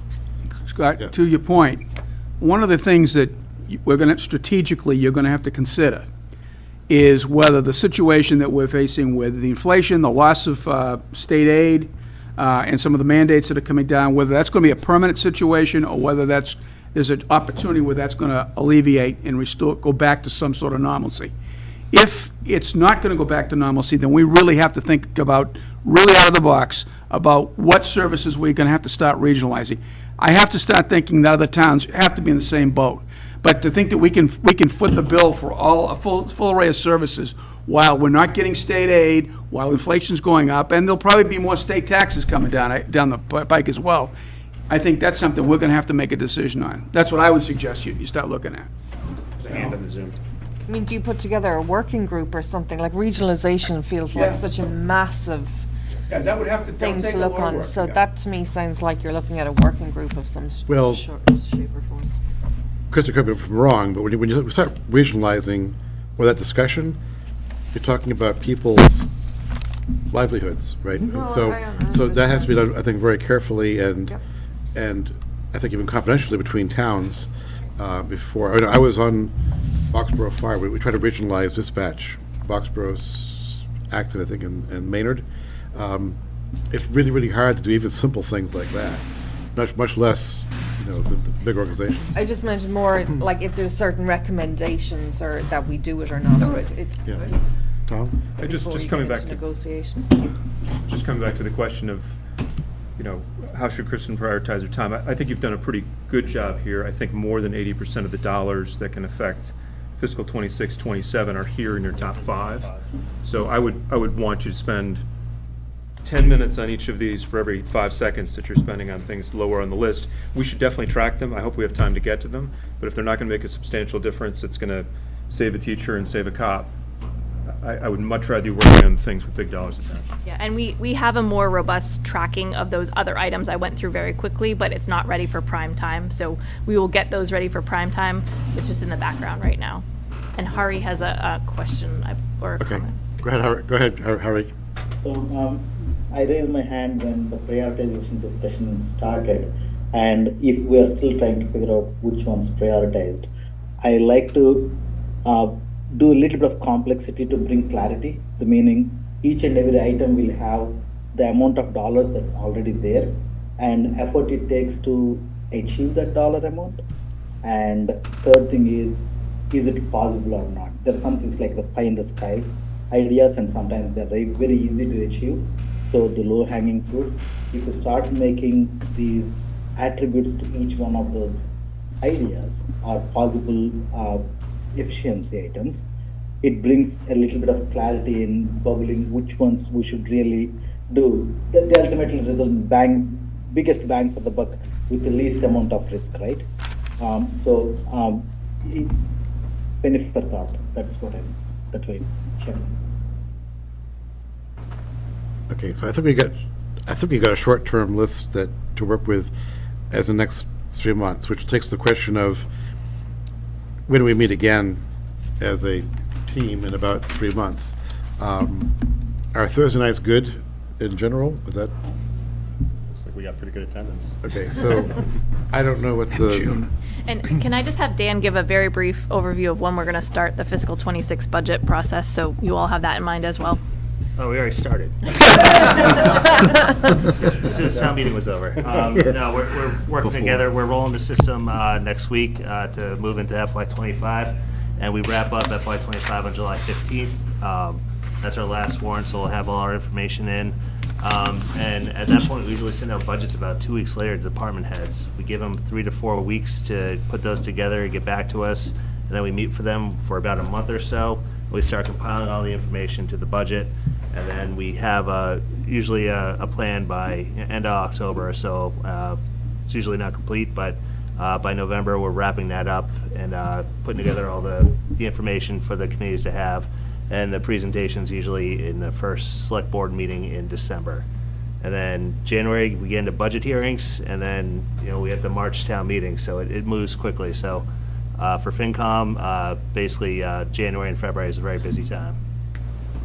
So September 26th is the Thursday that would be roughly equivalent to 3 months from now. Does that work on calendars? I think other town meetings that might be occurring on that night, but. Okay, so I think it's 9/26. We've also discussed swapping off as chairs amongst the three boards, so we'll see what happens if maybe you'll have Christina chairing in the next meeting, but we'll work that out later on. If is there anything else? Okay, so 9/26, we'll have all of our problems solved, and we'll be happy, so. I guess a motion to adjourn from the select board? Adjourn, we'll go watch the debate. Is there a second? Second. Okay, so all in favor? Aye. Can I get a motion from the finance committee? Second. Last one, a second. My last one, I need a motion. We have to do a roll call, I guess. Beth? Aye. Nate? Aye. John? Aye. Dennis? Aye. Heather? Aye. I'm an aye. Hari? Aye. Aye. Shelby? Aye. And Shinji? Aye. Thanks, everybody. Thank you, Heather, for all your work.